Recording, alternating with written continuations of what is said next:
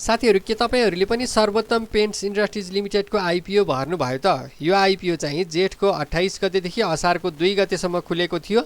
यो आइपीओ भर्ने मिति त सकिसकेको छ। अब यो आजको भिडियोमा चाहिँ यो सर्वोत्तम पेन्ट्स इन्डस्ट्रिज लिमिटेडको आइपीओमा अन्तिम दिनसम्म कति किता शेयर माग भयो, यो आइपीओ टोटल कति जनाले भरे, अब कति जनालाई पर्ने हुन्छ, यसको रिजल्ट कहिलेसम्म आउला, यो सेकेन्डरी मार्केटमा कारोबार हुँदा यसको ओपनिङ प्राइस कति हुन्छ, यी सम्पूर्ण कुराहरुको बारेमा यहाँनिर जानकारी दिन गइरहेको छु। भिडियोलाई नछुटाइकन अन्तिमसम्म हेर्नु होला।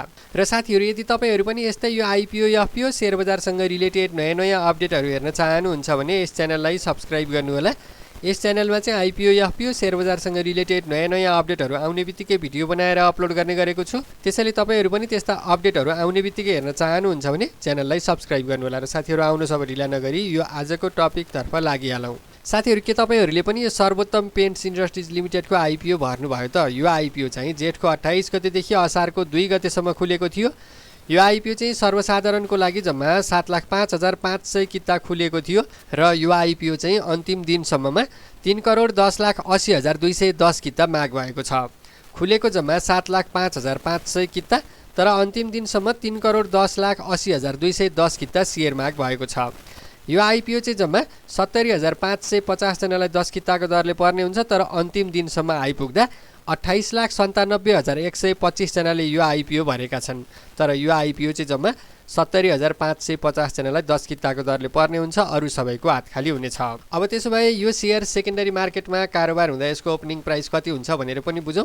यो सर्वोत्तम पेन्ट्स इन्डस्ट्रिज लिमिटेडको आइपीओ चाहिँ सेकेन्डरी मार्केटमा लिस्टिङ भइसकेपछि कारोबार हुँदा यसको सुरुको दिनको ओपनिङ प्राइस भनेको न्यूनतम 100 रुपैयाँदेखि अधिकतम 300 रुपैयाँसम्म यसको सुरुको दिनको ओपनिङ रेन्ज रहनेछ। अब यसको रिजल्ट कहिले आउला भन्ने पनि तपाईलाई जिज्ञासा लाग्न सक्छ। अब भर्खर मात्रै आइपीओ भर्ने मिति सकिएको छ। अब कम्तीमा पनि हामीले हप्ता 10 दिन त कुर्नै पर्यो। अब हप्ता 10 दिनमा पनि आएन भने बढीमा 15-18 दिनभित्र चाहिँ यसको पनि आइपीओ रिजल्ट हुने सम्भावना रहेको छ। त्यसैले अब तपाईहरु पनि यो आइपीओ भर्नु भएको छ भने जम्मा 70,550 जनाभित्र पर्नु भयो भने तपाईलाई 10 किता पर्ने हुन्छ। तर यो आइपीओ चाहिँ टोटल 28,97,125 जनाले भरेका छन्। जम्मा 70,550 जनालाई मात्रै पर्ने हुन्छ। लगभग 28 लाख जनाको नै हात खाली हुने देखिन्छ। जम्मा जम्मी 70,550 जनालाई मात्रै यो आइपीओ 10 किताको दरले पर्ने हुन्छ, बाँकी सबैको हात खाली हुन्छ। तर टोटल 28,97,125 जनाले यो आइपीओ भरेका छन्।